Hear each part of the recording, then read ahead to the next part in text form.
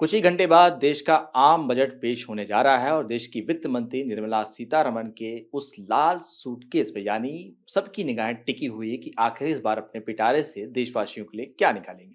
वैसे जब बजट आता है तो न सिर्फ मिडिल क्लास बल्कि बड़े कारोबारी जो है अपनी निगाहें टिका कर रहते हैं कि इस बार सरकार उन व्यापारियों के लिए क्या लेकर आ रही है। बजट पर हमारे साथ इस वक्त बातचीत करने के लिए metal and steel merchant association के अध्यक्ष चंदन बंसाली जी इस वक्त मौजूद हैं।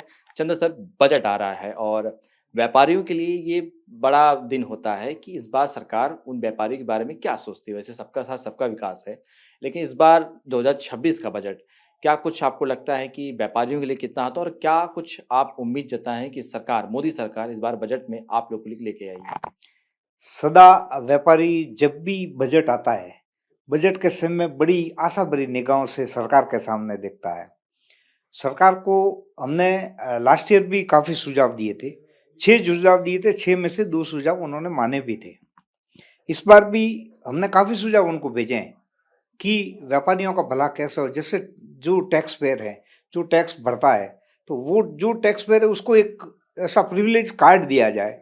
वो कार्ड के माध्यम से अगर उसको मेडिकल फैसिलिटी भी मिले, एक उम्र के बाद, जैसे आदमी के 50 होता है, 50 के बाद उसको एक ऐसी सुविधा मिलनी चाहिए, मेडिकल हेल्प। क्योंकि बिजनेस से जब रिटायरमेंट होता है, रिटायरमेंट खत्म, उसको मेडिकल की सुविधा मिले, ऐसा एक कार्ड बनाए जो कार्ड हर जगह उसे काम आवे। एक हमने ये कार्ड की भी डिमांड की है। बाकी टैक्स में भी काफ़ी सुधार करने जैसी चीज़ें, वो भी हमने वित्त मंत्रालय को लिखा है। तो उसमें अगर हम जितना सुधार करेंगे, जितना सुधार करोगे उतने टैक्स पेयर बढ़ेंगे।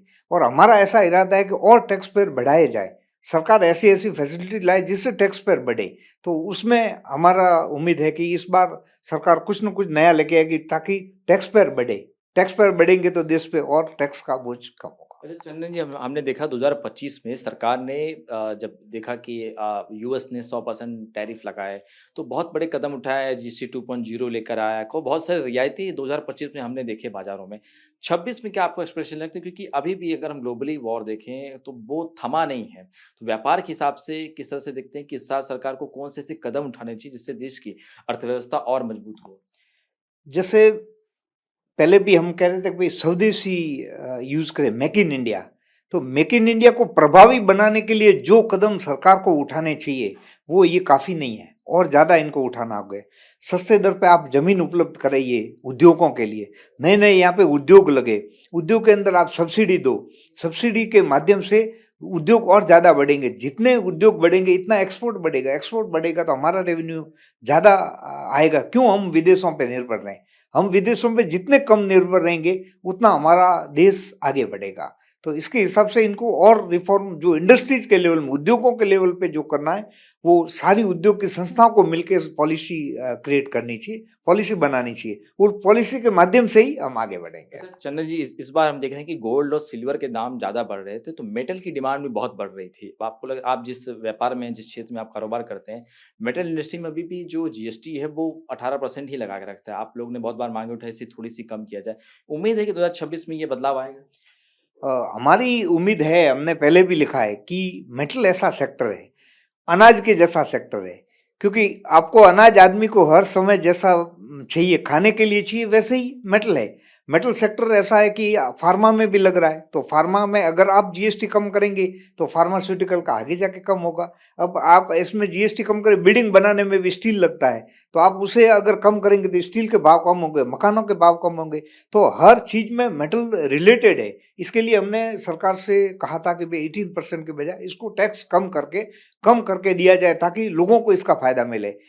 पिछले साल जैसे जीएसटी में सरकार ने कम किया, जीवन जरूरत की जितनी भी चीजें उसके लिए कम किया, वैसे ही इनको मेटल में भी करना चाहिए। मेटल में करेंगे तो ये फायदा आम जन को होगा और इससे हमारे देश को मजबूती मिलेगी। अच्छा सर, आपने जिक्र किया कि टैक्स के बारे में, जब टैक्स की अगर हम पिछले साल की बात करें तो 12 लाख की कमाई पे कोई टैक्स जो है नहीं देने का ऐलान किया था।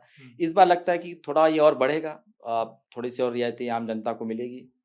नहीं, मुझे नहीं लगता है, क्योंकि गई साल ऑलरेडी कर दिया था।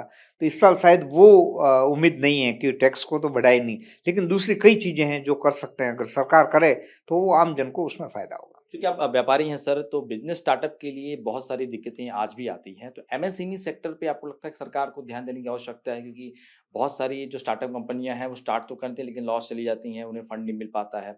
ये इस सेक्टर को आप किस तरह से देखते हैं? एमएसएमई सेक्टर लाने के पीछे मकसद यही था कि उद्योगों को ज़्यादा बढ़ावा मिले। लेकिन जिस तरह से होना चाहिए था वो नहीं हुआ है।